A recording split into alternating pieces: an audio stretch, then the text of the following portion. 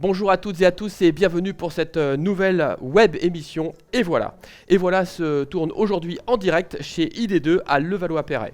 Et voilà, c'est votre émission pour comprendre le numérique éco-responsable, le numérique bon pour l'économie, pour l'humain et pour la planète. Nous parlerons aujourd'hui braquet, Watt, données, cyclisme professionnel, gouvernance, intelligence artificielle et éco-responsabilité.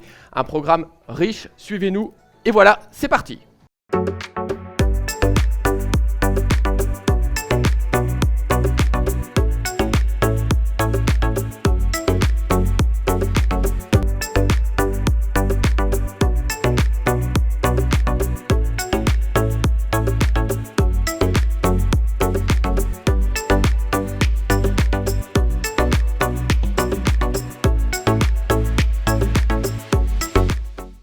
Le sport de haut niveau est synonyme de bonnes pratiques autour du développement personnel et du management. Nous vous proposons aujourd'hui d'aborder cet environnement avec un nouveau regard autour de la donnée. Et avec Samuel, nous répondrons à la question comment le sport de haut niveau peut-il nous inspirer dans le pilotage de la performance grâce à la donnée. Nous observerons les passerelles entre le monde du cyclisme professionnel et celui de vos directions informatiques. Comment le cycliste utilise la donnée, tout comme vos utilisateurs. Et comment le staff de Cofidis exploite les informations pour gagner ses futures étapes, tout comme vous gagnez vos défis au niveau de vos services informatiques. Pour répondre à ces questions, 3 invités. Samuel Belnou, directeur de la performance au sein de l'équipe de cyclisme professionnel Cofidis. Dominique Boulet, directeur décisionnel et performance chez Tipco. Et enfin, Pierre-Emmanuel Trottin, directeur de centre de service chez ID2 by Tipco. Cette matinale s'articule autour de 3 temps. Tout d'abord, nous aborderons la collecte, l'analyse et la restitution des données. Nous enchaînerons avec l'éco-responsabilité et la donnée. Et nous conclurons ensemble pour que vous puissiez avoir un certain nombre d'informations et de conseils concrets donc avec nos invités. Vous pourrez bien évidemment poser vos questions tout au long de cette web émission sur le fil de conversation du LinkedIn Live qui apparaît ci-dessous et nous y répondrons avec grand plaisir. Allez, on clipse les pédales, on enfile le maillot et on rentre dans le vif du sujet avec Samuel.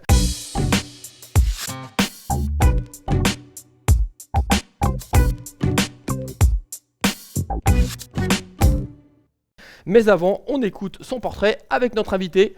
Merci Jean-Christophe, c'est parti.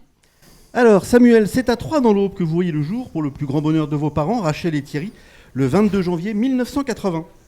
Sans doute plus adepte de comté que d'andouillette, votre famille migre rapidement dans le Jura et c'est à l'âge de 4 ans que vous touchez votre premier vélo.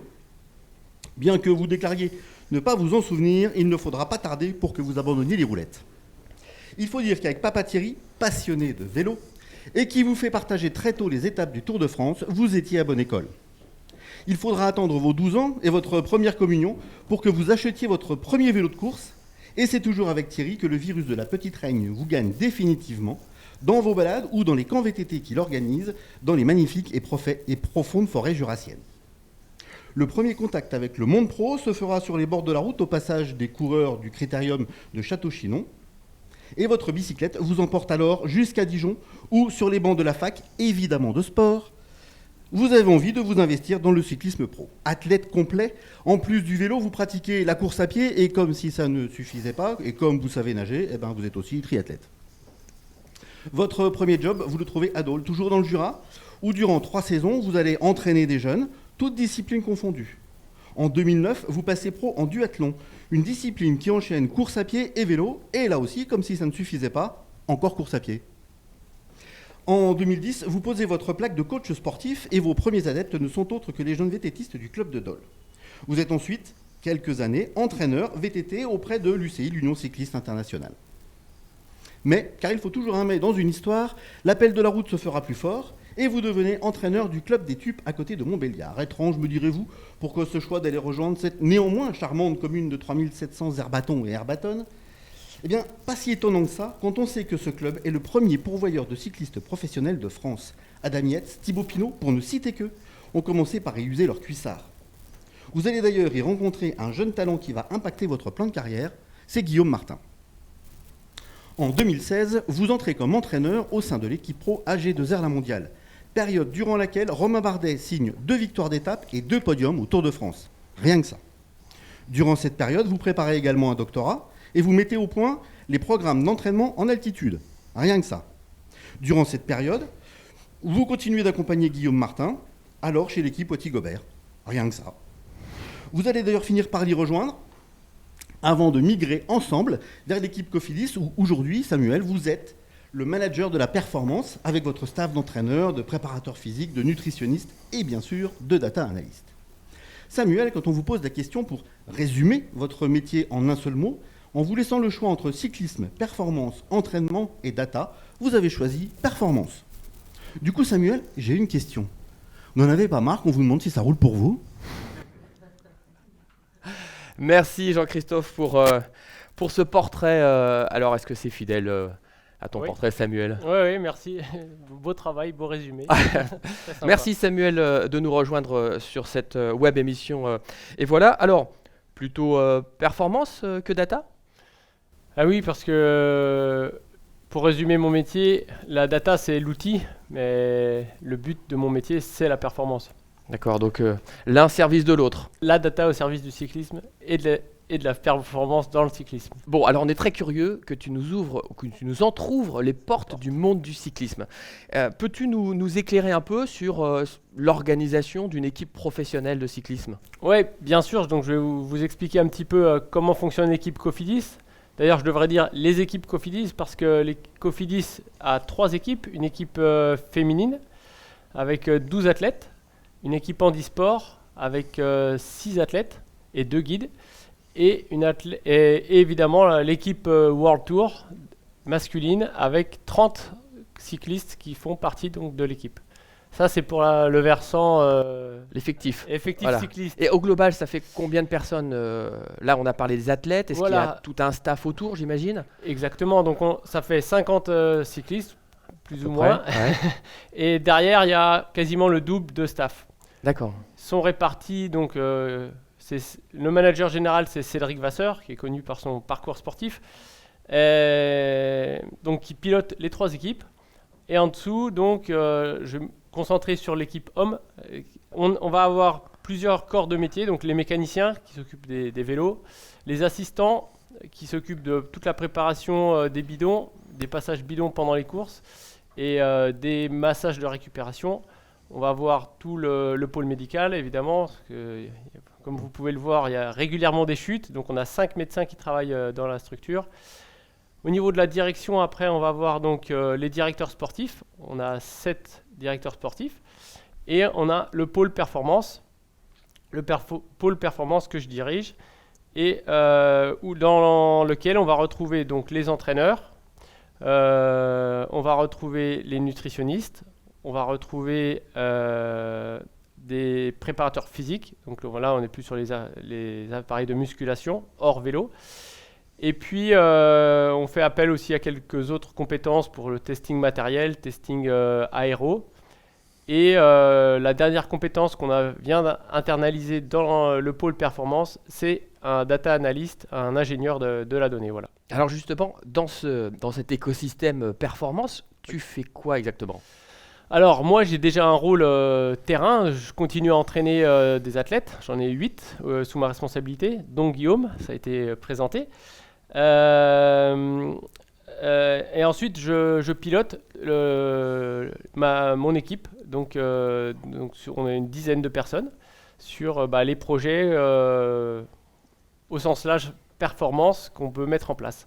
Ça, comme je disais tout à l'heure, ça peut partir de choses de suivi quotidien comme le suivi de l'entraînement. Et puis ça va être aussi des projets ponctuels comme du testing matériel ou du développement avec les partenaires. D'accord. Et tu parlais de la data. C'est quoi la data dans ton environnement? Dans mon environnement, la donnée, elle vient de plusieurs endroits.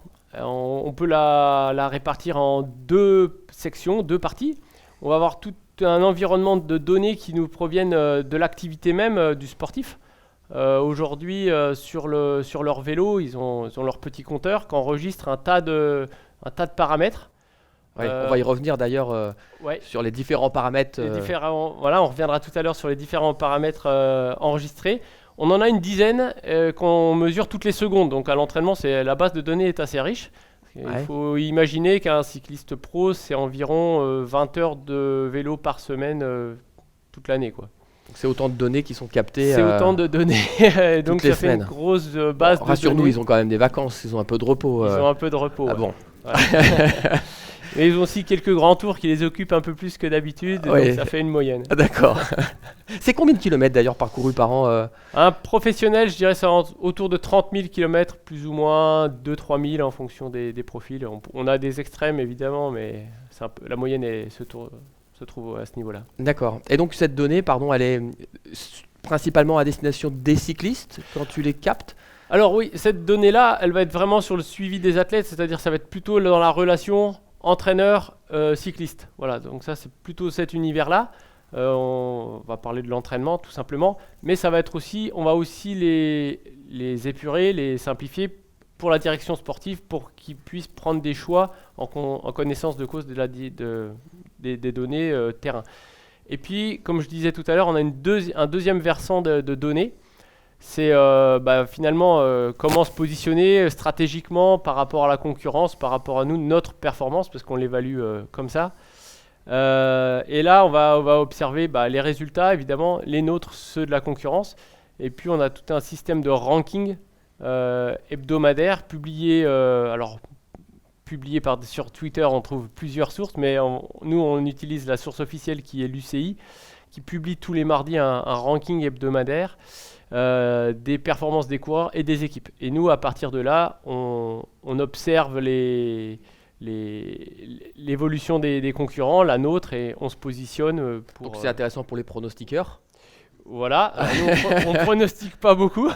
Donc vous savez plus ou moins à l'avance. Oui, en fait, on fait des paris, on va plus appeler ça des choix stratégiques. De dire on est en difficulté, donc on va réorienter notre stratégie sportive. Et la stratégie sportive, c'est surtout la sélection des coureurs en fonction des épreuves. D'accord. Voilà. Et du coup, cette donnée, elle sert le cycliste? Qu'est-ce qu'il en fait, le cycliste, de cette donnée?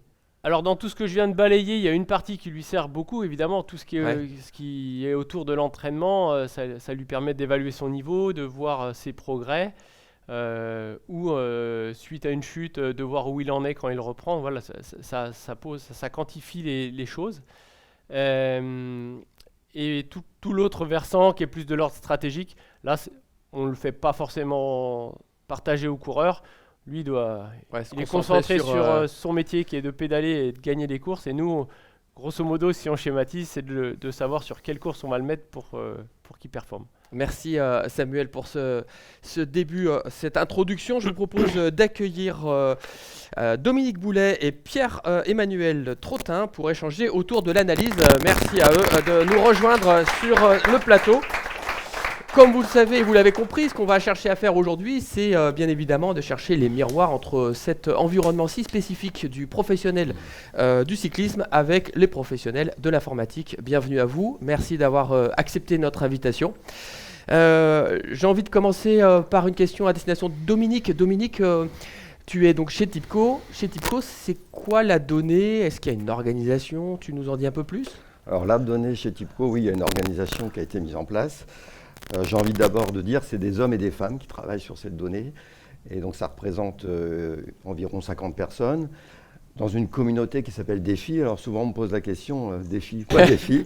Tout simplement, data efficace, parce que je vais en reparler tout à l'heure, fiable, c'est très important. Et puis au service aussi de l'innovation. Avec la data, on va pouvoir innover. Point commun avec ce qu'a dit Samuel dans son introduction, on a le même objectif stratégique, la data au service de la performance. Alors nous, c'est au service de la performance de l'entreprise, sur 3 axes, la performance de la connaissance, savoir ce qui se passe, comprendre, analyser pour prendre des bonnes décisions, la BI un peu classique qu'on connaît tous, mais aussi la performance opérationnelle. Grâce à des données de bonne qualité, on va pouvoir automatiser, on a des gains potentiels, notamment sur nos équipes de production qui sont atteints avec ces données. Et puis, on parlait de l'innovation. C'est le dernier axe, c'est la performance de cette partie innovation. Et on voit récemment, avec tout ce qui arrive et tout ce qui est devenu accessible maintenant avec les technologies d'intelligence artificielle, qu'on va pouvoir développer de nouvelles opportunités sur ces axes-là. Alors j'ai envie de vous poser la même question que celle posée à Samuel. C'est quoi, messieurs, la data pour vous? Comment on la définirait? Qui veut répondre? Alors sur les métiers des services et plus particulièrement du support, pour nous la data c'est à la fois des données donc, de l'expérience des utilisateurs au sein du support qui sont relevées par des outils qui s'appellent des outils de ticketing, des ITSM. On va également les croiser avec les informations de l'entreprise, c'est-à-dire la base de configuration, c'est la CMDB. C'est-à-dire qui travaille pour quel service. C'est aussi technique dans le domaine avec les CMDB, les ITSM. On a moins d'acronymes. C'est pour sélectionner les personnes qui comprennent. C'est pour ça. J'ai pas fini. Aussi KMDB. KMDB. C'est-à-dire croiser avec les bases de connaissances aussi. Et puis les outils, des outils de captation de la performance des postes de travail. Donc là, on va être plus proche finalement de comprendre la performance athlétique du poste de travail pour pouvoir bien à terme anticiper les situations qui vont être plus critiques pour le poste de travail ou pour l'utilisateur.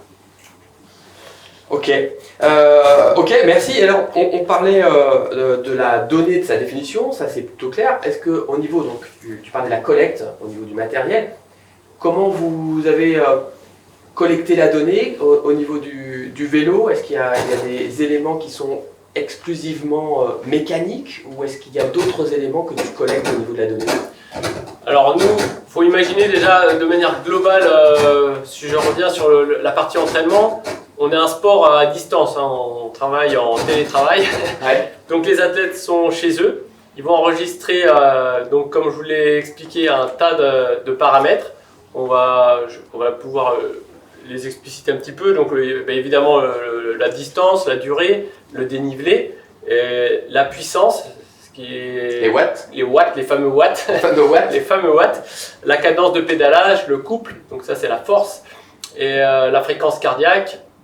Voilà, on a une dizaine de paramètres qu'on va mesurer. On a des nouveaux capteurs de température corporelle qui nous permettent de récupérer plein d'infos sur l'activité des coureurs. Comment ça se passe? Déjà nous, on a eu un grand soin, Dominique parlait de précision et de qualité de la donnée, sur la sélection de nos capteurs, parce que si on a des capteurs qui sont précis à 5%, on aura des marges d'erreur de 5%, et à très haut niveau, c'est conséquent. Voilà. Donc nous, on a besoin d'avoir des outils très fiables. Donc on a une partie de sélection de ces outils, de calibration aussi dans le temps. Et après, c'est automatisé, c'est-à-dire que l'athlète s'entraîne, il appuie sur on au début, il appuie sur off à la fin. C'est lié par Bluetooth, ça part dans une plateforme. Nous, on stocke toutes les données dans la plateforme et c'est une plateforme qui aujourd'hui est utilisée dans la plupart des équipes. Et en tout cas, même, je dirais, tous les athlètes ont un compte sur cette plateforme, ce qui permet quand ils changent d'équipe, parce que c'est la réalité des professionnels, Ils emmènent leurs données leurs données avec eux historiques. et l'historique pour que la structure qui les accueille les connaisse mieux, parce que finalement, on parle de profilage. Ouais. Et grâce au au CV, quoi. c'est mieux qu'un CV. C'est mieux qu'un CV de données. Au moins, Pour là, le- tu c'est peux ça. pas mentir. Exactement. Donc il y a, je dirais, une similitude entre ce qu'expliquait Pierre-Emmanuel sur l'observation des machines avec l'observation des machines entre guillemets physiques et techniques. Est-ce que les éléments, les aléas, par exemple la météo, c'est des sujets qui rentrent dans l'analyse de la donnée de manière plus exogène finalement à la performance athlétique et technique? Oui, alors bien sûr, la température, par exemple, fait partie des paramètres qu'on mesure. Et ce qui est très important aussi pour nous, c'est de toujours recontextualiser la performance. Pour vous donner un exemple simple, c'est quand il fait très froid ou quand il fait très chaud, du coup les niveaux de performance baissent. Et on a forcément un optimum entre les deux. Et Au mois de juillet pendant le Tour de France à peu près. déjà là on est pas loin du très chaud. On est pas là du très chaud. Ah oui, plus ça va aller. Ça peut arriver. Ouais. Mais ce qui est important, c'est de recontextualiser la performance qu'on va observer, par exemple en watts, de se dire est-ce qu'elle a été réalisée à 20 degrés dans des conditions optimales ou par zéro avec de la pluie et de la neige ou à 50 degrés en Argentine sur une course Alors, réalisée là-bas. Du coup, messieurs, est-ce qu'on observe la météo aussi au niveau de la donnée? On peut avoir certaines similitudes aussi sur nos engagements vis-à-vis de nos clients, là pour le coup, dans le cadre de nos prestations de services. Et on a mené une expérimentation justement qui se rapproche un peu de ce que tu fais, Samuel, où on a analysé les conditions météo sur le périmètre national au moment où on fait les interventions pour voir s'il y avait un impact, s'il y avait une relation avec la tenue de nos engagements vis-à-vis de nos clients, puisqu'on fait beaucoup de déplacements. Peut-être pour préciser, c'est sur une activité de proximité, c'est Alors, ça? Tout à fait, c'était interviennent c'était ciblé sur le contexte chez les clients. des prestations de proximité chez nos clients. Donc voilà, on est au stade de l'observation. On a des données qui sont disponibles chez Météo France, notamment en mode open, donc ça permet de récupérer tout ce. Donc on dit attention, il pleut, monsieur le client, les garanties d'intervention peuvent éventuellement rallonger d'adapter la façon dont on intervient, d'anticiper mieux, de regarder aussi sur les périodes de forte chaleur qu'on connaît de plus en plus, s'il y a un taux de panne plus important sur les équipements des clients, etc. etc. Il y a plein de choses intéressantes à observer, s'il y a des corrélations à faire entre la partie météo et la partie et nos métiers. Et côté support utilisateur, est-ce qu'il y a des capteurs qui viennent comprendre l'environnement peut-être métier? Là, on a compris effectivement ce que tu expliquais, Pierre-Emmanuel, autour des capteurs dans les machines. Est-ce qu'on vient mettre des puces chez les utilisateurs? Alors, on va mettre des puces chez les utilisateurs. Par contre, on va pouvoir constater par exemple une variation dans l'usage du support de manière saisonnière par certaines typologies d'utilisateurs, selon les métiers notamment.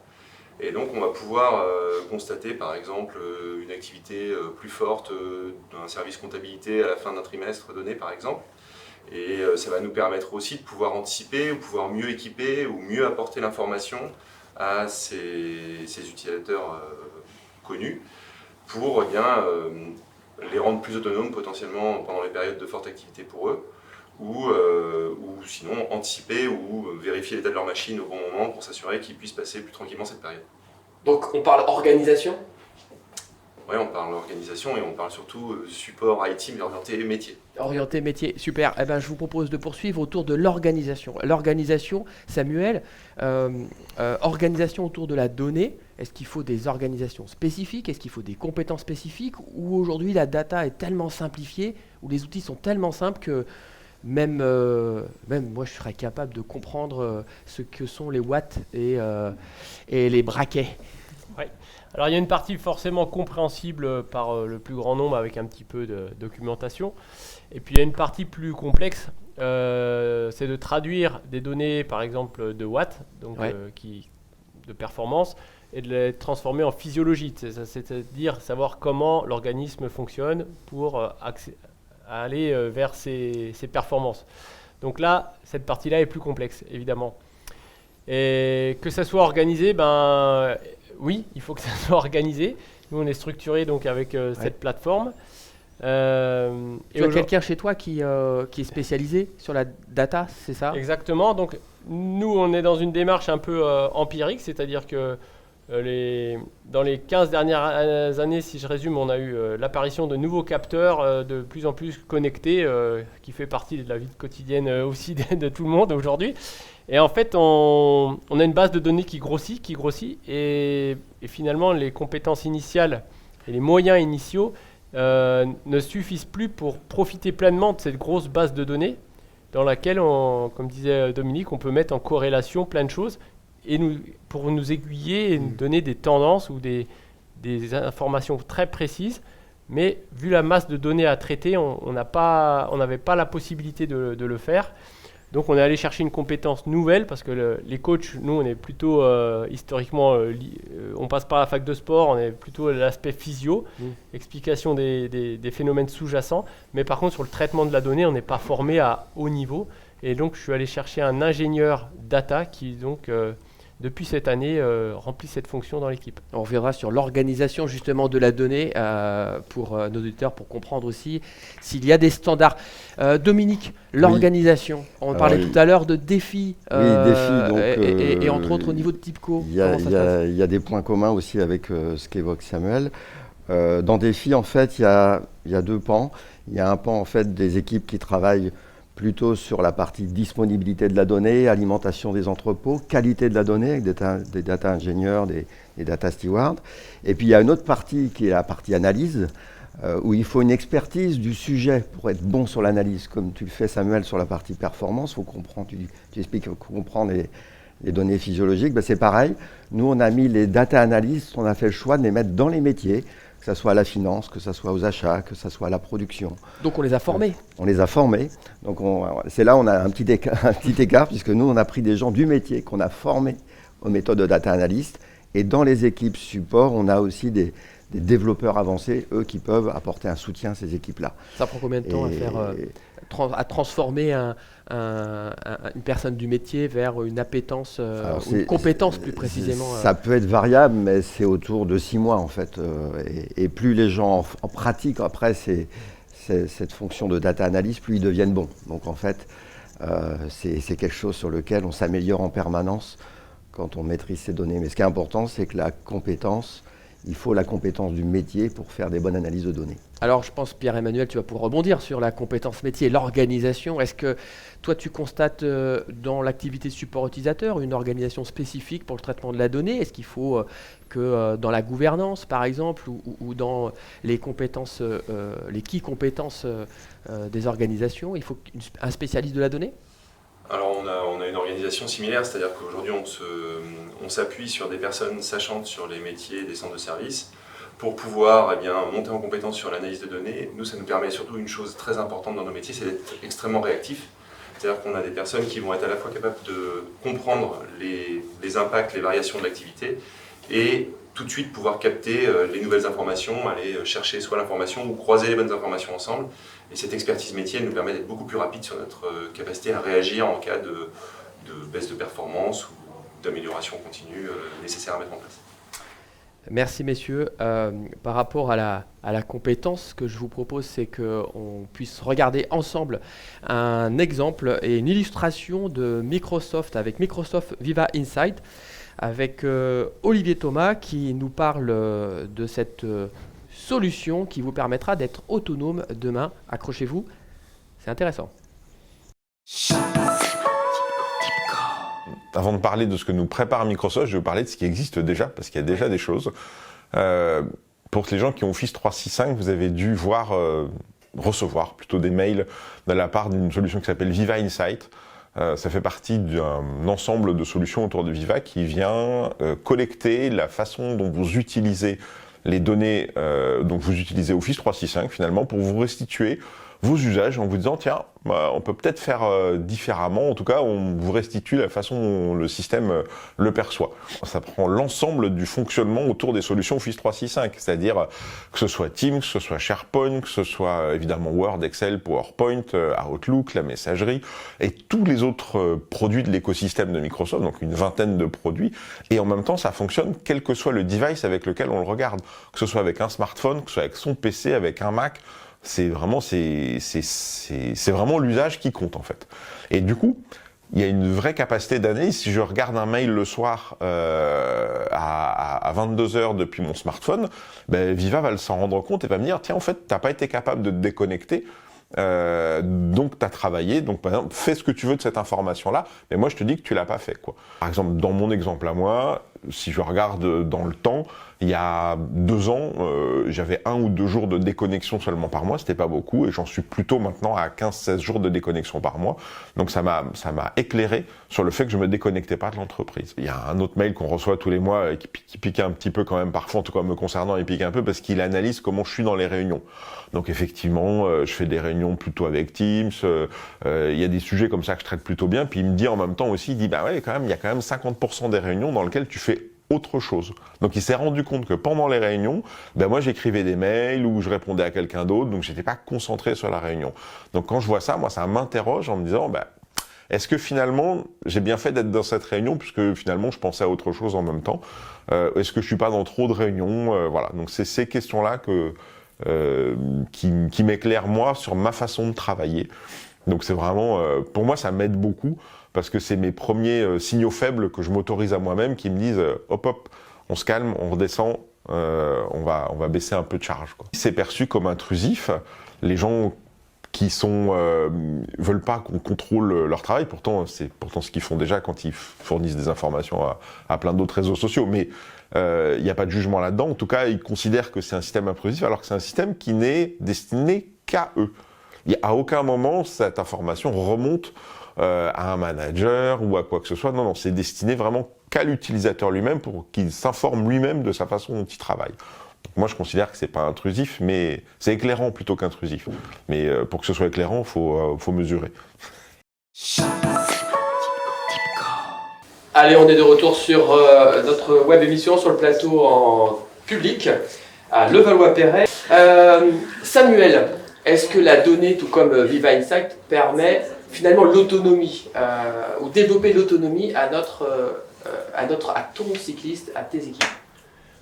Oui, il y a un versant utilisation quotidienne. Donc le cycliste, après, il sait quand il... Je vais donner un exemple précis pour que ça parle. Si je m'entraîne pour monter une côte et je dois développer tant de watts pour être en forme, une fois que je les atteins, je le sais que je suis en forme. Donc une fois qu'il y a eu cet apprentissage-là, cette routine quotidienne leur permet, eux, les athlètes connaissent très bien ces données-là et ils savent se situer d'eux-mêmes déjà et de se positionner, de dire ça confirme mes sensations, je suis pas très bien, ou à l'inverse, je suis en forme. D'accord. Donc ça veut dire que ça donne un élément de performance finalement, oui. Un sentiment de performance pour le cycliste. Est-ce que, messieurs, on peut faire la même chose avec l'utilisateur, au-delà de faire monter les côtes, bien évidemment? Je pense que dans l'entreprise, c'est une pratique un peu moins répandue que de donner des tableaux de bord à chaque utilisateur de l'entreprise. Malgré tout, moi j'y crois fortement. Je pense qu'effectivement, donner à chaque collaborateur de l'entreprise une partie de ses données qui lui permettent de voir, tout comme l'a montré Olivier sur Viva Insight, en fait, comment je travaille, etc., qui est aussi importante pour son bien-être. Je suis certain qu'on doit le développer.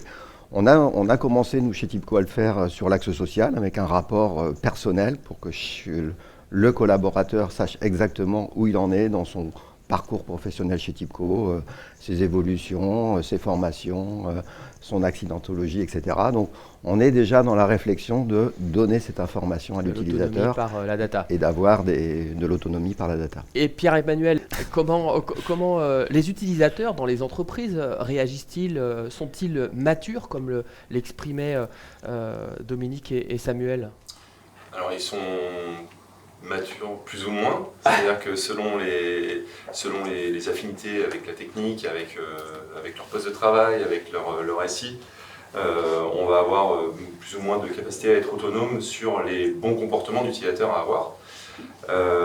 Notre rôle, nous, ça va être plutôt de les accompagner, d'aller capter les bonnes informations et de les restituer de la bonne manière, par le bon canal, selon le niveau de maturité qu'on aura capté, selon ses expériences passées avec le support. Comment on fait pour capter son niveau de maturité? Alors pour capter son niveau de maturité, on va pouvoir déjà aller chercher les informations qu'on a évoquées au départ sur son parcours d'utilisateur avec le support IT. Nombre de tickets, par exemple, nombre de tickets, c'est un gros consommateur. Voilà, ses connexions sur le portail de self-service pour voir si il consomme beaucoup, si ça a un impact sur sa machine, s'il l'utilise vraiment, est-ce qu'il passe beaucoup de temps dessus? Parce que, encore une fois, le but c'est que le core business de nos clients tourne au maximum. Donc on peut se poser la question si c'est une bonne idée pour tel utilisateur de le laisser errer sur un portail de self-service ou plutôt d'appeler quelqu'un qui va régler le problème tout de suite. D'accord, donc ça c'est plutôt des données finalement qu'il vient chercher. Est-ce que c'est pour vous à terme un vrai outil de pilotage sur sa performance et sur son efficience, on l'a vu avec Viva Insight, de fournir finalement son état des lieux de consommation numérique ou son état des lieux de performance finalement, même métier, pourquoi pas métier, sur son usage numérique et métier? Enfin, ça va être essentiel pour nous et pour nos clients, c'est-à-dire qu'on va pouvoir aider nos clients à augmenter la durée de vie du matériel, par exemple, en donnant des éco-conseils aux utilisateurs de manière personnalisée selon les usages qu'ils ont eu de leur poste de travail. On va pouvoir aussi les rendre plus disponibles pour le métier originel du client. Donc l'idée, c'est vraiment d'orienter ces... Et du coup, si on pousse à terme la réflexion, on reviendra un petit peu au futur, Messieurs, je vous annonce une bonne nouvelle. Demain, vous pouvez partir en vacances. Ils seront autonomes. Samuel, tu es prêt à t'entraîner pour tes prochains triathlons? Tu auras plus de temps. Pourquoi pas? Pourquoi pas, ouais. On peut imaginer en tout cas que nous, on a déjà quand même finalement pas mal de tableaux de bord consultables en live par l'athlète sur la dite plateforme. Ils ont leur nombre d'heures hebdomadaires, ils ont des rankings de performance qu'ils ont réalisés sur cette semaine-là, donc ils ont déjà ce genre d'outils.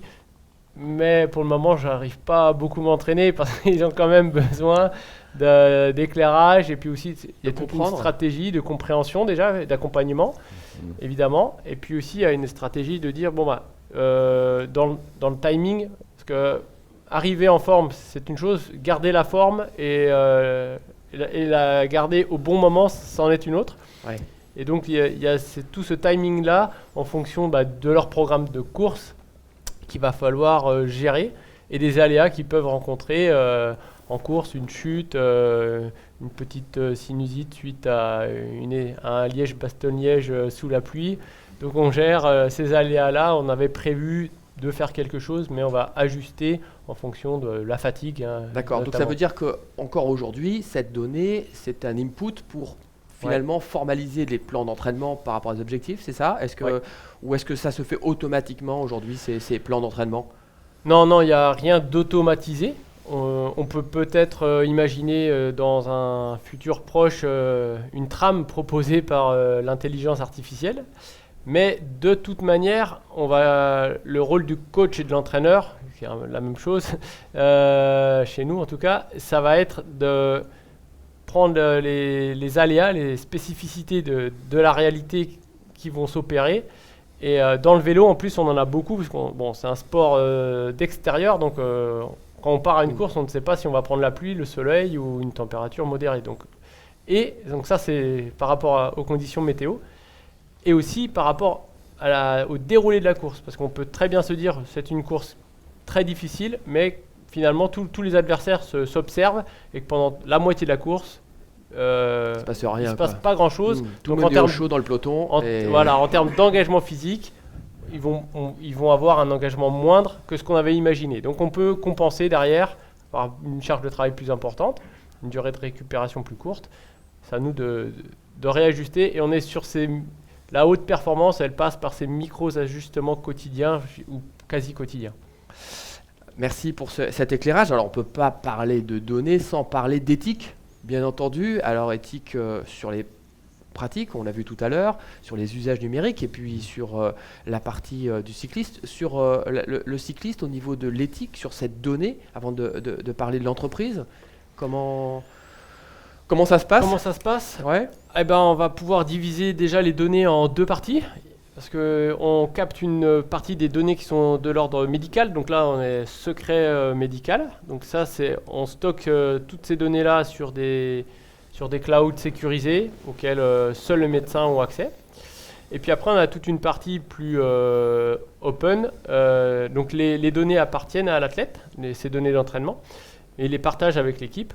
Et nous, de toute manière, tous nos supports n'ont pas de vocation à être publié ou commercialisé, donc ça a usage interne, et on s'assure évidemment de protéger sur la partie RGPD. Voilà, exactement, de ces données. Messieurs, la donnée, l'éthique? Alors au sein de l'entreprise, c'est un peu pareil, il y a des données qui sont un peu plus sensibles que les autres, même si elles ne sont pas forcément à caractère médical, mais notamment sur le contexte social, il y en a aussi. Donc forcément, ce périmètre-là doit être mis en fait avec des accès restreints aux personnes habilitées, etc. Et l'autre approche chez TIBCO, une fois qu'on a bien géré ces données à caractère personnel et plus sensibles, eh bien c'est plutôt être sur la transparence et de donner accès au plus grand nombre de données afin que tout le monde s'approprie les données et soit à l'aise avec. Et du coup, l'entreprise aujourd'hui, les clients TIBCO, ID2 by TIBCO, est-ce qu'ils regardent, est-ce qu'ils sont attentifs à ces éléments de la donnée, ou est-ce qu'ils considèrent que de toute façon, capter de la donnée d'un ordinateur parce qu'il y a une sonde ou ces usages, c'est pas considéré comme dit sensible?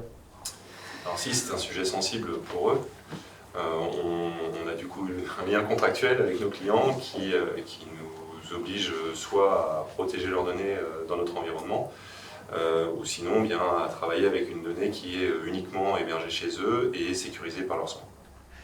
Merci messieurs, on a parlé collecte, on a parlé éthique, on commence à entrevoir le futur. Moi j'aimerais qu'on aborde le sujet organisation de la donnée.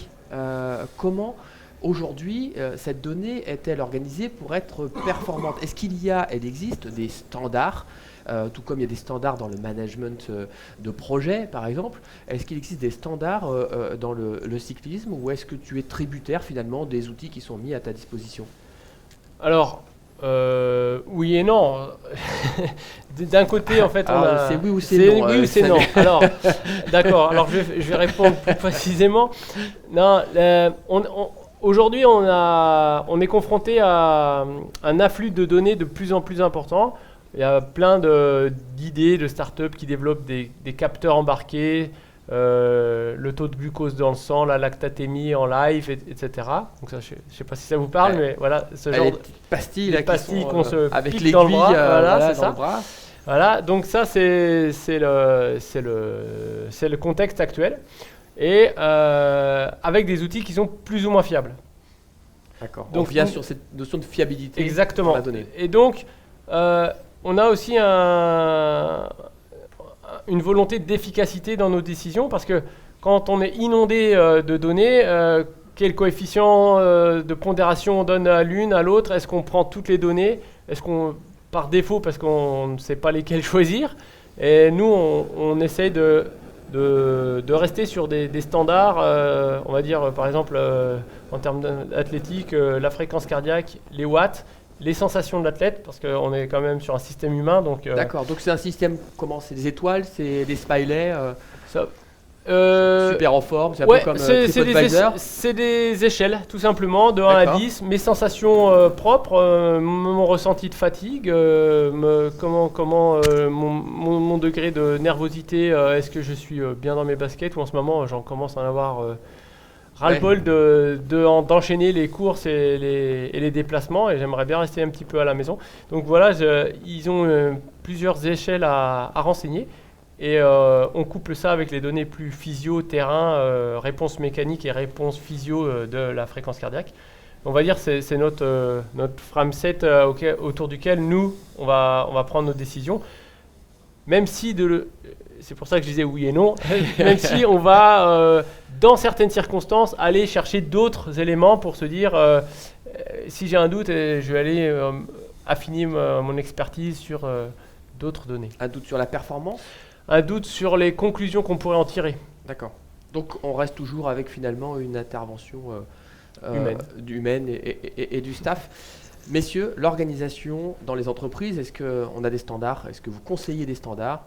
Oui, tu parlais de l'organisation des données tout à l'heure, si tu disais ce terme-là, c'est important pour l'entreprise de connaître et maîtriser son capital data.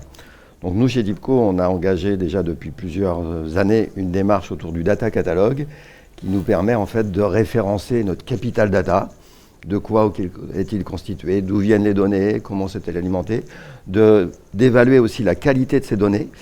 Et donc comment je fais alors, Dominique? Je suis dans une entreprise, je dis tiens, je regarde mes tableaux Excel et puis je regarde ce qu'il y a et je dis ça c'est de la donnée. Comment on fait pour collecter, pour organiser ça? En fait, toutes ces données, elles sont accessibles via des rapports. Nous, on utilise la technologie de Microsoft Power BI pour consulter ces données. Donc en fait, toutes ces données sont accessibles via des rapports, mais le catalogue, lui, c'est un autre dispositif qui permet de référencer. C'est la donnée sur la donnée, en fait. C'est presque une mise en abîme, en fait. C'est d'avoir des outils aussi de reporting sur la donnée elle-même pour savoir si elle est bien documentée, si elle est bien référencée, si les indicateurs sont documentés, s'il y a un glossaire métier, etc., afin qu'on comprenne bien la qualité et à quoi sert la donnée, puisqu'on a des données dans tous les domaines fonctionnels de l'entreprise, la finance, les achats, la production, etc. Donc on a besoin vraiment de bien référencer ce capital. Pierre-Emmanuel, est-ce qu'au niveau de la donnée, on observe des standards chez nos clients ou chez vos clients? Est-ce qu'il y a finalement quelque part une homogénéisation de cette donnée? Alors, on a des environnements très disparates selon nos clients. Donc, une de nos forces, une nécessité pour nous, c'est de pouvoir s'adapter aux outils et aux environnements et à l'organisation de nos clients. Donc, on a plutôt une démarche agnostique où on s'adapte réellement aux technologies utilisées dans les environnements de nos clients. Merci. Alors, j'aime bien cette citation. Lorsque je me regarde, je me désole. Lorsque je me compare, je me console. Est-ce que c'est la même chose pour la donnée? Est-ce qu'un cycliste, quand il voit le nombre de watts, il se dit bof, et puis quand il voit peut-être Guillaume Martin, il se dit ah ouais, je suis loin. Oui, forcément, c'est d'ailleurs un peu aussi l'image que tu renvoies, c'est un petit peu le jeu de Strava, l'application où chacun va aller faire sa petite perf et on Ça va crée un certain stimuli. Voilà, Oui. ça crée un stimuli et qui peut aussi avoir l'effet inverse, c'est-à-dire je fais la course dans la côte avec mes copains, je vois que je suis le premier et un jour le Tour de France passe et je vois qu'ils vont 4 minutes plus vite que moi. Donc ça relativise la performance que je faisais jusqu'à là. Voilà. Donc ça permet de se donner l'échelle. Est-ce que dans l'environnement d'entreprise, Pour moi, il y a deux situations différentes. Dans le contexte d'un utilisateur qui est potentiellement moins averti sur l'IT, on va plutôt lui donner des informations relatives à son environnement et des directions à avoir à utiliser pour être plus efficace. Concernant une équipe de production, là on va être potentiellement un peu plus dans la comparaison. Ça va permettre à l'équipe de fonctionner, c'est un petit peu comme une équipe cycliste où on a des performeurs en volume, on a des performeurs en qualité, en recherche, en troubleshooting IT. Et du coup, l'idée, c'est quand même de pouvoir comparer leur travail au quotidien avec leurs compétences qu'on suit aussi avec la data. D'accord. Donc, ajustement de la compétence pour monter en compétence, c'est ça? Et puis l'idée, c'est de faire monter l'ensemble de l'équipe techniquement, donc, et d'avoir, je dirais, une acquisition de l'ensemble des compétences techniques nécessaires dans l'environnement. Donc on va pouvoir identifier qui peut former quel collègue sur quel sujet, s'assurer aussi que c'est réel par rapport à son travail au quotidien sur les typologies d'incidents qu'il va régler aussi, que ça correspond bien à ça. Enfin, c'est-à-dire qu'il y a une vraie cohérence exactement, entre son travail au quotidien et les compétences qu'il déclare avoir acquis. Merci messieurs, je vous propose qu'on se projette un peu dans l'avenir, un futur qui est finalement pas si éloigné, avec une expérience toujours présentée par Olivier Thomas autour d'une solution Microsoft, Copilot. Alors c'est pareil, accrochez-vous, c'est le futur, ça arrive et c'est très intéressant. Microsoft nous prépare un truc de dingue. On a tous vu l'avènement de ChatGPT ou ChatGPT en fonction de comment on le dit, qui est arrivé, qui nous a un peu tous interpellés, qui vient rechercher des informations par rapport à des données d'Internet jusqu'en 2021. Et bien finalement, Microsoft, qu'est-ce qu'il nous prépare? C'est l'utilisation de l'intelligence de ChatGPT, mais avec nos données à nous. Et donc, ça vient un système qui va s'appeler Copilot, qui va être un copilote pour nous assister dans notre travail au quotidien et qui va utiliser la démarche conversationnelle qu'on a dans ChatGPT d'un côté, mais en même temps avec nos données. Donc par exemple, j'arrive dans une réunion auquel je n'ai pas assisté, mais j'aimerais bien savoir ce qui s'est raconté. Je demande à Copilot de Teams en lui disant est-ce que tu peux me faire un résumé de la réunion? Il va me faire un résumé en prenant les points qui ont été importants, les prises de décision, et voilà, j'ai le résumé de la réunion en quelques lignes, quelques mots.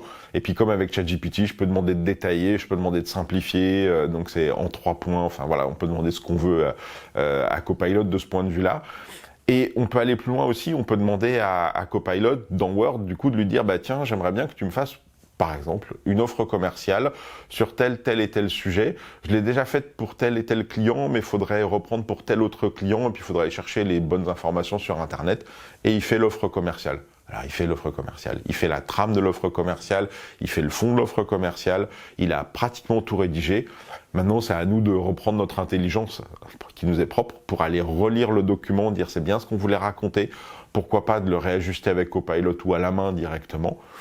Quand on a fait l'offre commerciale, on demande à Copilot de PowerPoint de dire maintenant s'il te plaît, est-ce que tu peux me faire le PowerPoint parce que j'ai une présentation à faire, ou alors est-ce que tu peux carrément m'annoter mon PowerPoint pour que je puisse savoir ce que je vais vraiment raconter dans cette présentation.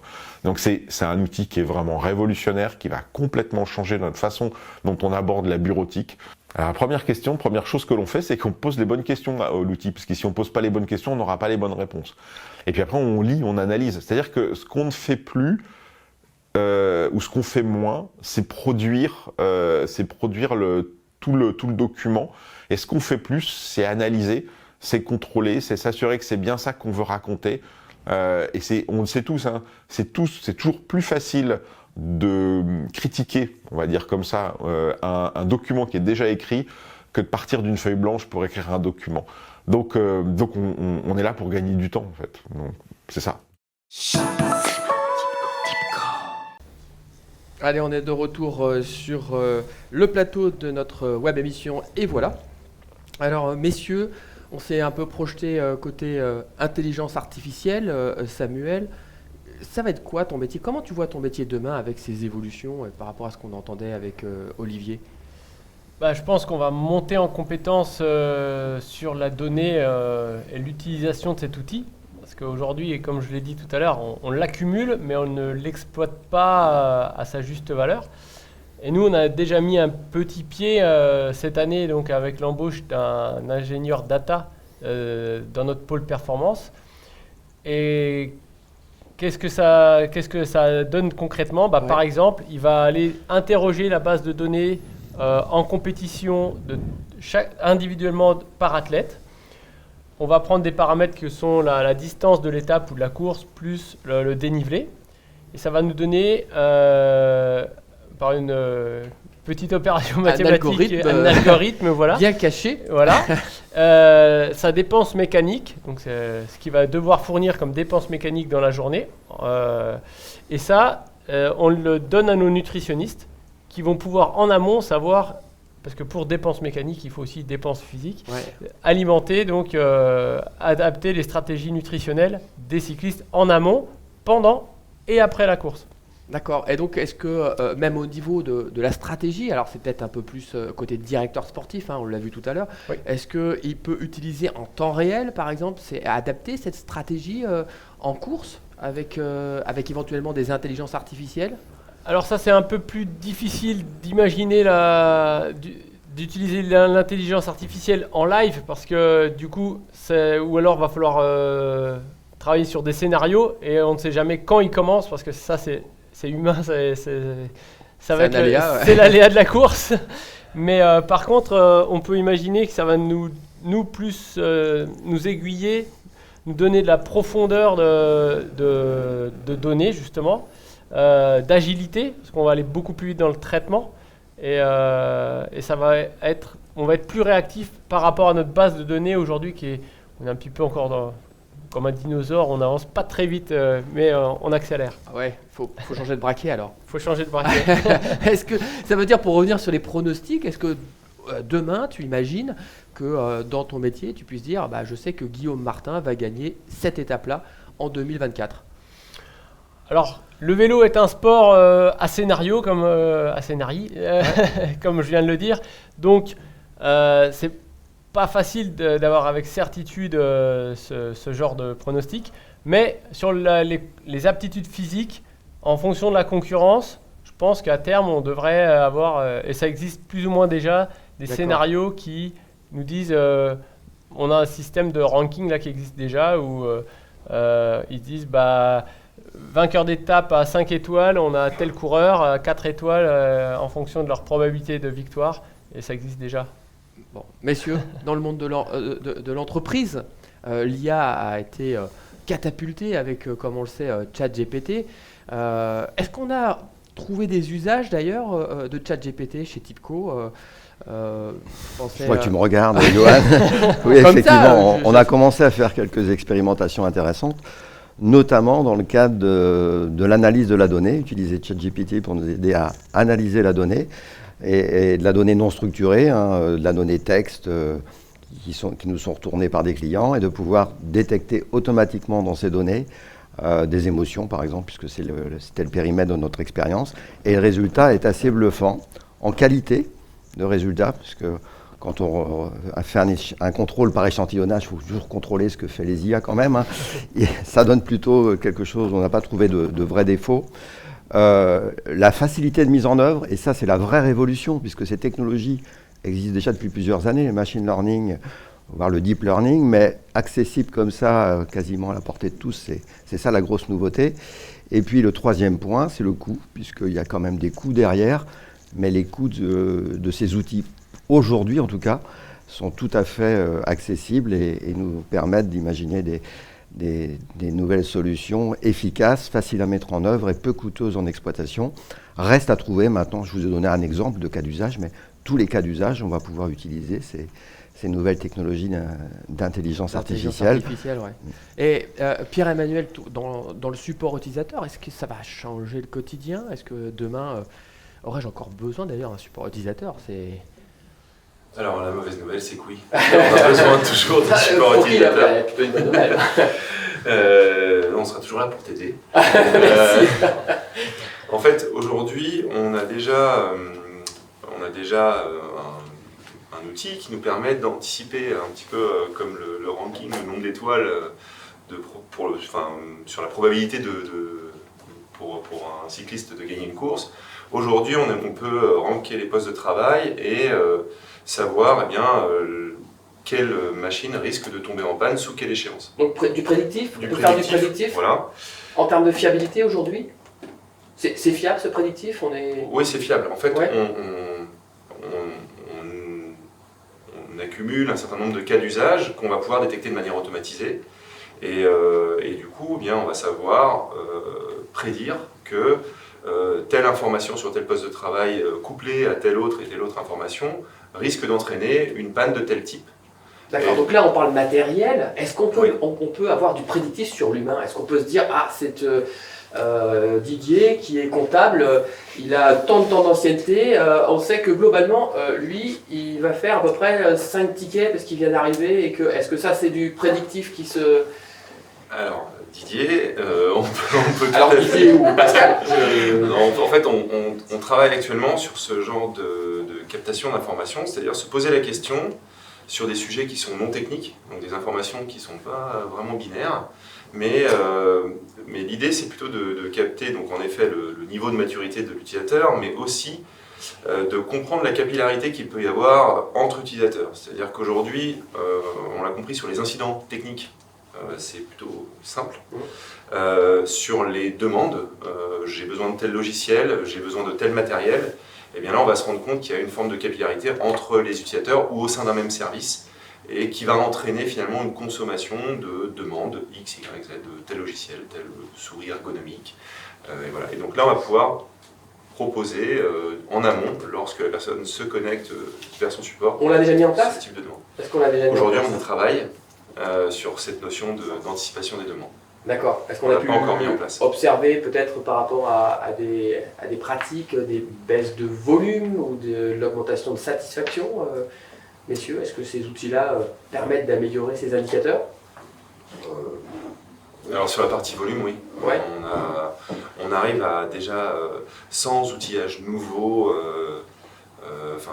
sans changer l'environnement technique de l'accessibilité au support, uniquement en travaillant la data, on arrive à baisser fortement les volumes selon les contextes, ça peut être variable. Fortement, c'est 10% ou c'est 50%? Non, c'est plutôt 50%. Ah, voilà, ça c'est un vrai chiffre. Côté satisfaction, est-ce qu'on améliore l'expérience utilisateur? Oui, déjà on la mesure et grâce à la mesure, on sait ce qu'il faut améliorer, parce que l'expérience utilisateur, ça couvre plein de domaines différents. Et donc c'est là aussi que ça nous donne les bons axes. Et effectivement, je ne peux pas te donner de ratio comme Pierre-Emmanuel en volume, mais en tout cas, dire oui, là ça nous a permis d'identifier les bons plans d'action à mettre en face de telle ou telle situation. J'avais tellement d'autres questions à vous poser, messieurs, mais le temps tourne et je vous propose de passer à notre deuxième temps fort de cette web émission. Et voilà, et vous savez, Dieu sait si ce temps va être important, puisque c'est autour du numérique responsable. Je vous propose d'écouter la minute d'Hélène. C'est maintenant, on l'écoute. À tout à l'heure.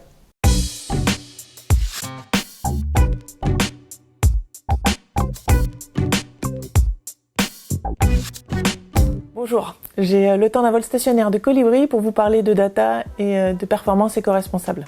Alors on l'a vu, la data, on en collecte pour en retirer beaucoup d'informations et aller chercher la performance. Et à l'heure où l'intelligence artificielle nous promet monts et merveilles en termes d'analyse justement de toutes les datas dans le big data qu'on a accumulé ces dernières années et qu'on continue à accumuler de plus en plus vite, on se doit quand même de se poser la question de l'empreinte éco-responsable de toutes ces datas. L'angle que je vous propose que l'on ait aujourd'hui, c'est plutôt comment cette data va nous aider dans la tenue de nos engagements éco-responsables ou de démarches éco-responsables. Éco-responsables au sens économique, humain et environnemental. Dans chacune de nos organisations, aujourd'hui, on prend des engagements. Pour éclairer ces engagements et pour les mener à bien, on a besoin d'y voir clair et de rendre factuelles nos actions. Donc pour pouvoir les rendre factuelles, on passe souvent par le truchement d'indicateurs qui sont basés, eux, sur de la data. Et donc c'est important aujourd'hui de bien sélectionner ces indicateurs pour qu'ils nous donnent envie de passer à l'action et puis qu'ils rendent vraiment compte de ce qu'on fait sans que ça puisse être remis en cause, même si on sait que tout est discutable. Voilà. Que ce soit pour rendre compte dans le cadre d'obligations réglementaires telles que le bilan d'émissions de gaz à effet de serre ou les déclarations de performance extra-financières qui vont devenir les CSRD. On voit bien que cette question des indicateurs, elle est cruciale, notamment du sens qu'on va aller chercher dans la mise en œuvre de ces indicateurs et dans l'histoire qu'on va raconter autour de ces indicateurs. Chez TIBCO, j'ai envie de dire bien sûr, quand on mesure notre bilan de gaz à effet de serre, on a décidé de ne pas le calculer uniquement au niveau de chacune de nos sociétés sur les 3 scopes, mais d'être capable de redescendre au niveau de chaque affaire client pour pouvoir discuter avec nos clients des leviers d'action qu'on va pouvoir mettre en œuvre justement pour piloter cette trajectoire bas carbone que l'on a définie et aller avec eux dans l'amélioration continue. Donc ça, c'est un axe fort. Un autre axe important, c'est pour nous, c'est à travers notamment l'indice de qualité éco-responsable. C'est sur les 3 piliers que sont l'économie, l'humain et la planète. On a été choisir des indicateurs qui sont soit des indicateurs leviers d'action, soit des indicateurs de résultats.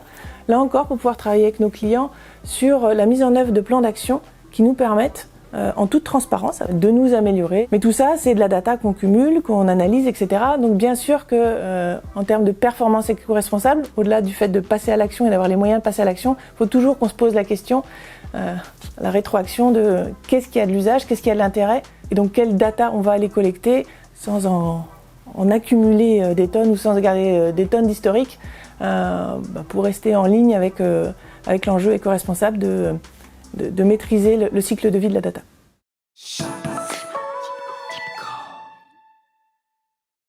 Samuel, en Cofidis 2024, entreprise à mission, c'est ce qui a été annoncé récemment.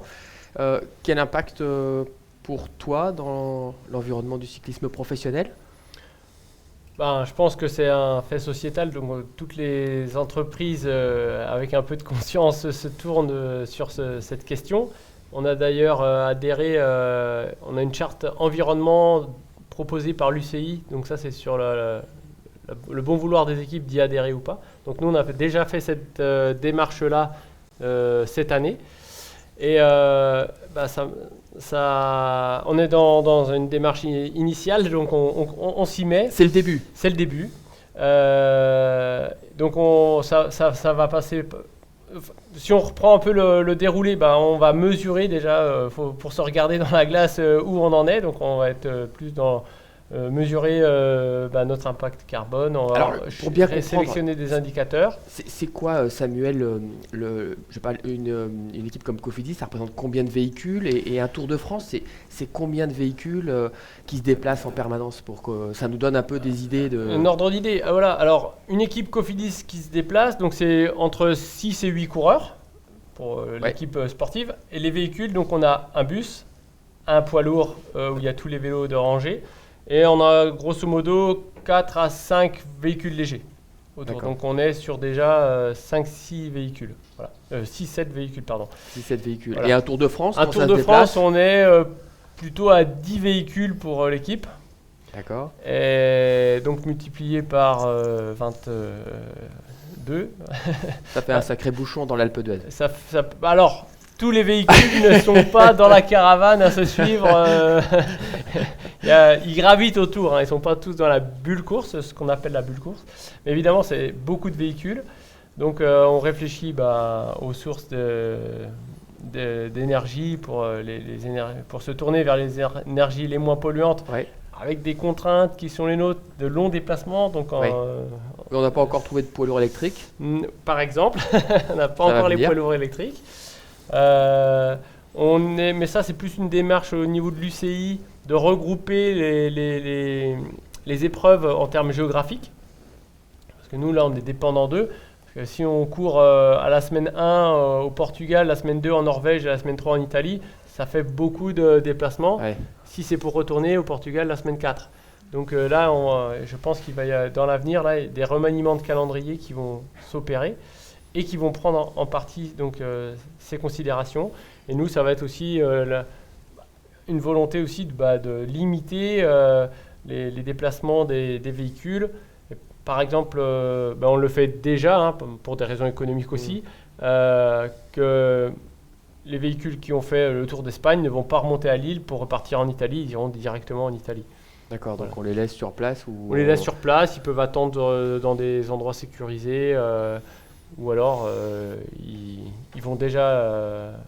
on les met sur le parcours, soit on Et ils les vont emmène directement. directement à D'accord. l'arrivée, ça va D'accord. dépendre des configurations. Donc là, on a vu pas mal en termes d'empreinte carbone, hein, Oui. sur cette éco-responsabilité. Est-ce qu'au niveau humain, il y a des approches particulières Au sein de l'équipe, au sein de l'équipe? Comment Ouais, bien on sûr. gère une carrière d'un cycliste? Parce que c'est vrai que sa carrière est somme toute avec une longévité presque définie. Hein.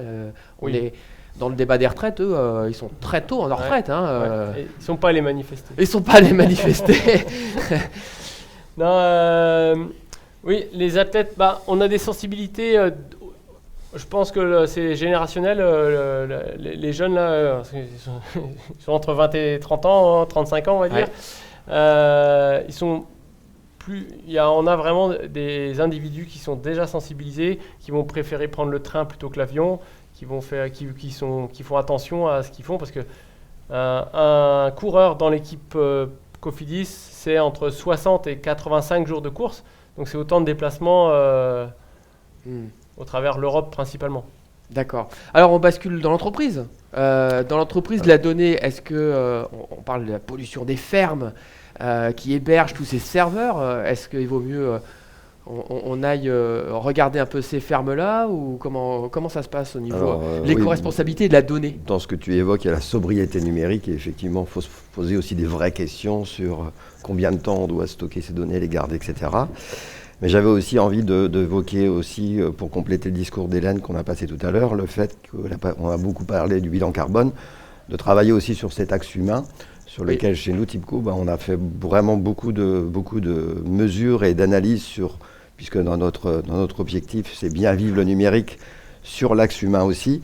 Et pour le coup, on a des données sur tous nos collaborateurs qui travaillent chez TIBCO, sur, comme je le disais tout à l'heure, sur leur formation, leur parcours chez TIBCO, les courriers de félicitations qui sont extrêmement importants, pour aussi les techniciens qui interviennent auprès De la part de qui? de la part de leur manager ou de la direction ou des clients, puisqu'on a aussi des remontées de félicitations des clients. Et puis on a aussi, puisque je parle des clients, la mesure aussi de la qualité perçue côté client, puisque c'est aussi bien vivre le numérique aussi côté client, qui est plutôt pas mesurer l'acte technique en lui-même, mais plutôt le savoir-être de nos équipes qui interviennent, puisqu'on est une société de service et par définition, il y a un plan humain très important. Donc tous ces indicateurs-là sont consolidés et alimentent aussi notre indice qualité éco-responsable. D'accord. Pierre-Emmanuel, l'éco-responsabilité, on a vu la planète, on a vu l'humain. J'ai envie de dire, il reste l'économie. Oui, alors économiquement, cette démarche nous permet, moyennant investissement, d'atterrir sur des montants contractuels au fil des années qui diminuent drastiquement, puisque en effet, on parlait tout à l'heure d'une forte diminution des volumes de tickets, donc d'une activité un peu amoindrie. Donc ça nous permet réellement de baisser finalement les coûts de nos clients sur les métiers du support. Et puis un autre effet quand même qui est très important aussi, c'est qu'en anticipant les fortes charges, les volumes, et en diminuant globalement ces volumes, on travaille sur une relation humaine avec les utilisateurs et aussi un stress pour les équipes techniques qui devient beaucoup moins pesant. Et donc ça leur permet d'avoir des temps, je dirais, pour monter en compétence sur des sujets plus techniques, pour travailler leur employabilité et avoir, je dirais, un investissement métier beaucoup plus intéressant pour eux. Merci messieurs. Sur cette partie numérique responsable, éco-responsabilité, je vous propose d'entrer dans notre troisième étape de cette web émission autour des conseils. On vous l'avait promis, vous repartirez les mains pleines de bonnes idées. Alors messieurs, 3 conseils, ou des conseils, s'il y en a 3 c'est bien, des conseils à nous partager, à nos auditeurs autour, et à notre public autour de la donnée. Alors, je vais donc prendre... Elle était préparée cette question, Elle était donc préparée. on prend pas hop, au débeauté. Donc non, le premier conseil que je pourrais porter, c'est de ne pas oublier que la data, c'est un outil et qu'elle vient répondre à un besoin. Donc la première chose à faire, c'est de préciser son besoin pour avoir un outil qui va nous donner une information précise aussi pour notre prise de décision. Donc le besoin initial est très important pour moi. Être clair sur l'objectif qu'est-ce qu'on attend et le besoin de la donnée. Ok. Si je prolonge, une fois qu'on a eu ce besoin éclairé, ensuite ça va être d'accompagner la transmission de la donnée donc à la personne qui va la recevoir. On prenait l'exemple tout à l'heure des athlètes donc qui peuvent être coutumiers des niveaux de puissance, mais qui n'ont pas les connaissances physio derrière. Et donc on va avoir un accompagnement pour leur faire comprendre ce qui se joue derrière ces données. Donc de la pédagogie. Et derrière, cette pédagogie a la vocation à donner du sens aux décisions qu'on va prendre derrière. Et puis, je terminerai peut-être sur un couplage des données avant une décision importante, de ne pas rester sur une source de données qui pourrait être erronée pour une raison ou une autre, et de coupler avec plusieurs entrées pour se dire que la décision qu'on va prendre grâce aux données, mais au pluriel du coup, elle sera pertinente. Merci Samuel pour ces précieux conseils. Dominique ? Oui, moi je rebondis sur le fait que tu parlais, Samuel, de la pédagogie. Je pense que c'est extrêmement important. On a de plus en plus de données et tout le monde n'est pas sur un pied d'égalité sur l'usage de cette donnée, la bonne compréhension de cette donnée, savoir interpréter un visuel correctement, etc. Tout ce qu'on appelle l'acculturation à la data. Dans l'entreprise, on a connu ça sur d'autres sujets par le passé, sur les outils bureautiques, etc., qui aujourd'hui sont accessibles à tout le monde. Mais il y a eu une époque où ce n'était pas le cas. Et sur la donnée, on est un peu au même niveau. C'est-à-dire il y a des gens qui sont très à l'aise avec la donnée, puis d'autres beaucoup moins. Et donc il y a un vrai sujet d'acculturation à la data. On évoquait même dans nos échanges de coach data, pourquoi pas effectivement d'avoir des gens qui accompagnent les utilisateurs sur le bon usage de ces outils, de ces nouveaux outils qu'on leur met à disposition pour bien exploiter cette donnée. Donc c'est le conseil que je retiendrai. Le conseil que tu retiens. Et Pierre-Emmanuel, est-ce que tu complètes ces conseils ? Les conseils de mes collègues sont tout à fait... Tu valides alors, tu valides les conseils. J'ajouterais une chose, c'est ne pas hésiter à capter de la data qui peut nous paraître inutile à un moment donné. Pour autant, on peut découvrir plus tard que croisée à une autre information, elle devient essentielle et extrêmement dimensionnante pour anticiper certains cas d'usage. En tout cas en IT, ça peut être important de ne pas négliger à capter les datas qu'on peut capter. D'accord, donc on collecte tout, quoi, pas de filtre. Pas tout et de manière sobre, mais de manière raisonnée, mais globalement... ouvert sur... Rester ouvert sur le fait qu'une data aujourd'hui peut être utile demain. Ouais, d'accord, avec l'usage. Messieurs, je vous propose d'aborder quand même un dernier point, c'est quels sont les pièges à éviter dans la donnée, peut-être un piège à éviter chacun pour que nous puissions retenir tous ces conseils, parce que c'est vrai que... Le piège. Je dirais un piège que je peux observer, où je pense qu'on peut facilement tomber dedans, c'est croire que la donnée va faire la décision. Et que on peut sur une décision à responsabilité, on peut se décharger de cette responsabilité humaine en se disant bon, les données, elles vont dans ce sens-là, donc c'est bon.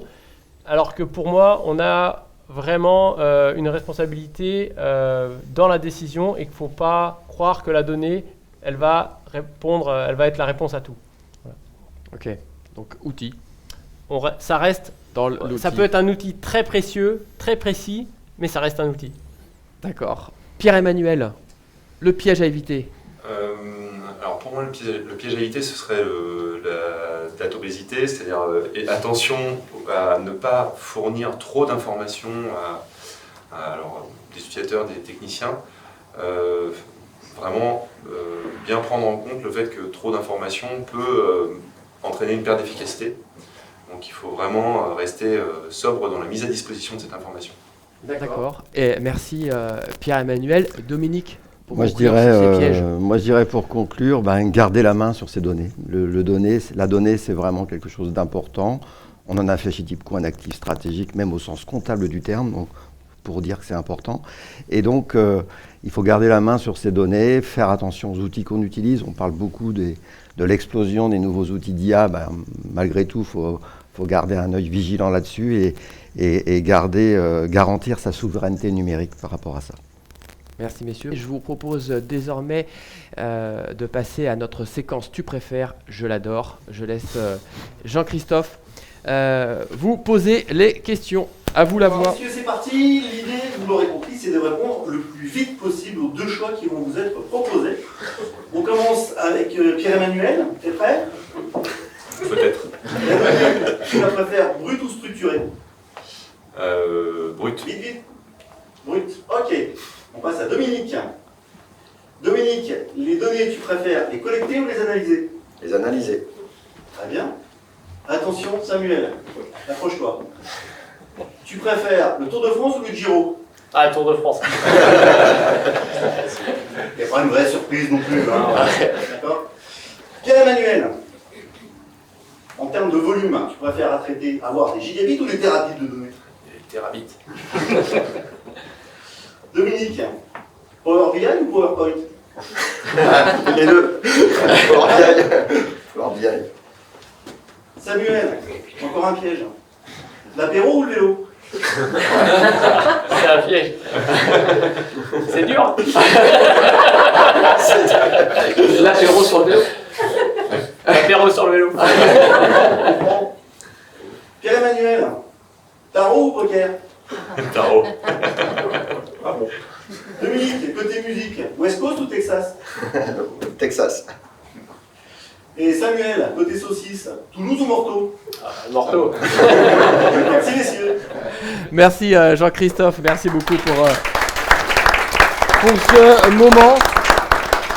Allez, nous venons de faire un dernier sprint neuronal pour cette étape et ce grand tour de la connaissance autour de la data. Vous allez pouvoir maintenant récupérer, prendre un peu de temps pour vous ravitailler, messieurs, cher public, et voilà, c'est fini.